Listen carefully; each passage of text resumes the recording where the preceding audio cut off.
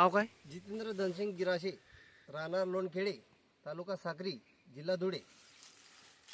बरं, बाजरा कोणता पेरलाय हे तुम्ही? मोदिया कंपनीचा बाजरा आहे 318. 318. आमच्या गावात एका शेतकऱ्याने पेरली होती गेल्या वर्षी. अच्छा. मग ती मी खायला आणली.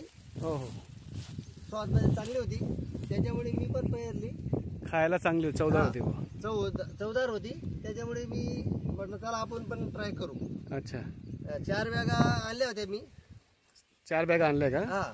बरं आणि कणीस पण चांगलं आहे. बरं, काय वाटतं अजून या बाजारामध्ये विशेष काय वाटतं तुम्हाला?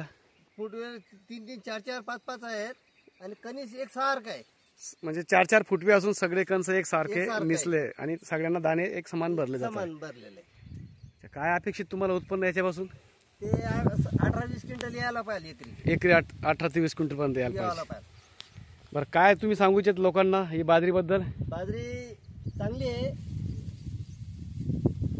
तुम्ही पुढच्या वर्षी ट्राय करा. शेतकऱ्यांना म्हणजे अजून उत्पन्न चांगलं आहे.